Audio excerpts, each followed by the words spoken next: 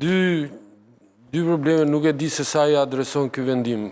Para këtu kishte filluar një praktik që nuk është shumë për të patur zili. U merrej telefoni njerëzve në rrugë, pra kujtdo. Dhe ishte arritur deri aty sa merrej telefoni edhe njerëzve të cilët nuk ishin në netim, po ishin ose në rolin e personit në djeni, ose dyshote prokurori që ky mund të kishte ndonjë djeni për këtë çështje, dhe hajde se po ja marr telefonin. Dhe rasti konkret mbi cilin është marr vendimi është pikërisht i tillë. Personi të cilit i është marr telefonin, mos gaboj, ka qenë një person në djeni, se Klodi i di më mirë, apo jo Klodo? Pra nuk ka pas statusin as të hetuarës, as të dyshuarës. Pra, këtu... Madje dhe kur u hakerua Spaku, dokumenti parë që rodhi ishte pikërisht një nga dokumente që lidhe me sekuestrimin e celularit të zonjës. Tu besoj që duhet të ketë një kufizim, dhe nuk e di se sa e kufizon në praktik.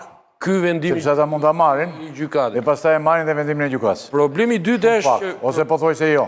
Jo, ideja është e ndërhyrjet arbitrare, se që prokuroria do hetoj edhe pa tjetër që do sekuestroj dhe celular, në gjithë botën. Nuk është një gjë... Shumë dakord, do sekuestroj... Po, me vendim gjykate mund të marrë. Po, pa tjetër... Absolutisht jam dakord. A bet kontrolli me vendim gjykate, në Po, pa tjetër.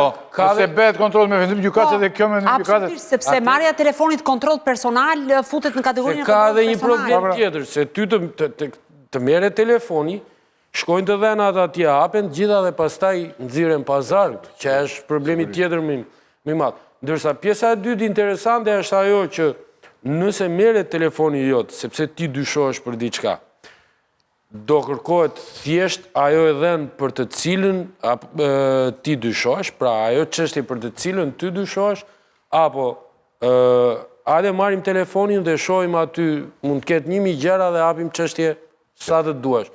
Pra edhe këtu nuk e di, unë kam menduar që e kufizon. Nuk besoj se kufizohet. Sepse vepra penale... Klodi sapo dha shembullin e Maltës, që kur ta marrin telefonin, ta marrin me objekt përcaktuar, ne do të kërkojmë... Qëse s'ka objekt përcaktuar, që do me thëne? Po. Atëre meri telefonat e popullsisë, njërë në ka që kohë me Këtë thot dhe ky ligj. Edhe ky ligj këtë thot. Qofse thot duhet bet, se... Po këtë thot pra... Në qofse ti merë telefonat, praktikisht mund të... Më falë, ka një gjë, një sekund. Të telefoni jot, unë inkriminohesh ti, po mund të inkriminohet dhe një person tjetër. Janë të dyja vepra penale. Po sigurisht. Ska pse mua të me inkriminoj dhe ato tjetrin mos ta hetoj. Jo, nuk po them atë. Po them nëse ti dyshohesh, je në netim për diçka, dhe vinë të telefoni jytë, ta marrin telefonin. Do të marrin dhe do të kopjojnë, do të transkriptojnë vetëm atë pjesë për cilën po hetohesh, apo do të se mund gjenë edhe 20 gjëra tjera. Nëse unë jam një vrasës me pagesë dhe mund hetohem për një episod, aty dalin dhe 5 episodet të tjera, brëndalojsh është historia, qa do më thënë? Pa dyshim. Sepse nga këto kanë lindur disa nga dosjet më të bushme që ka Spaku sot. Ky është paka shumë thjesht vetëm për t'i dhënë një frenim, që ata të mos veprojnë direkt pa një urdhër gjykate, më së tepërmi unë e shoh që ndihmon vetëm personat që punojnë në sistemin gjyqësor, pra për një gjyqtar, për një prokuror, ti nuk mund të pëse. Pro pastaj ai gjykatës më thua një rast që GKK-ja ka rrëzuar një çështje të Spakut. Një, nuk ka. Është bisedë që ne kemi bërë vazhdimisht në studion tonë. Avokat për të përfunduar. Atëherë, komentet e zotit Tomori, që së mund t'ja përgjigje gjithë pyetjeve që shtroj, pyetjes a mund sekuestrojnë telefonat, kushtetuesja nuk thot asnjë gjë lidhje me këtë, pra mund vijojnë të sekuestrohen. Sa i përket pyetjes së dytë, aty bën një krenim edhe thot eksaktësisht atë që po kërkon zoti Tomori, që ti nuk mund të bësh në anglisht quhet fishing expedition, ekspedit peshkimi, që ti shkon edhe kapim çfarë kapim. Pra, të zbulojmë që informacionit zbulojmë, kjo nuk lejohet, nuk duhet zbatuar, është penguar. Dërsa në lidhje me këtë çfarë thotë zoti Bregu, sa i përket detyrimit për të marrë një hap shtesë, ky është minimumi që mund të bëjë në Shqipëri në lidhje me garancitë kushtetuese, që të paktën të kemi një vendim gjykate sa i përket korrespondencës.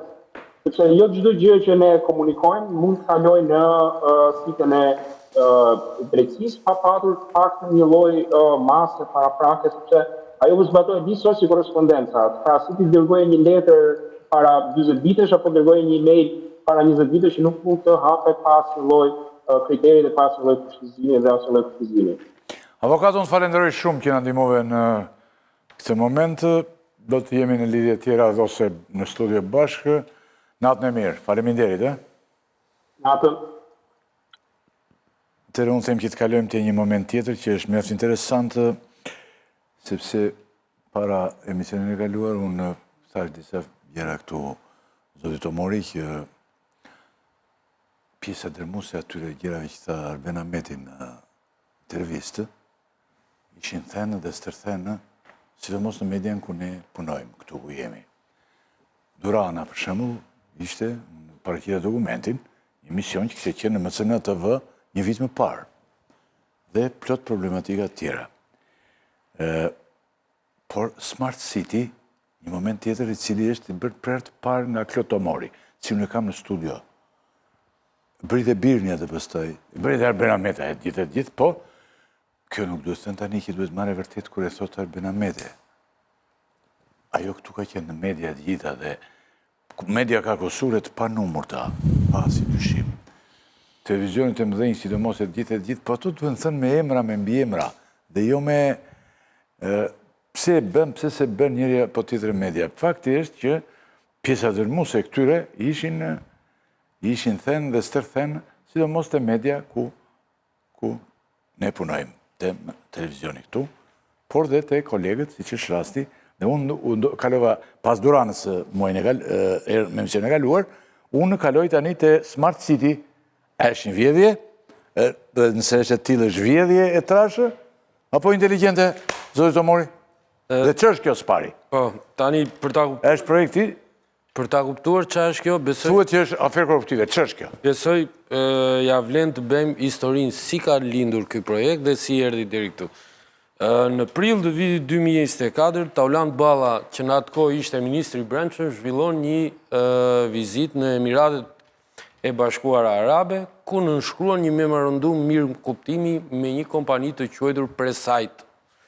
Dhe në atë kohë të gjithë ne morëm ishin nga këto memorandumet që nënshkruajnë këta plot, por zoti Balla tha që bëhet fjalë për një marrëveshje sigurie që do rri sigurinë për qytetarët dhe do sjellë edhe mirëqenie. 6 muaj pas apo 7 muaj pas vizitës së zotit Balla, në Shqipëri vjen presidenti i Emirateve të Bashkuara Arabe, Al Nahyan, së bashku me stafin e kompanisë Presite, dhe nënshkruaj një marrëveshje me qeverinë shqiptare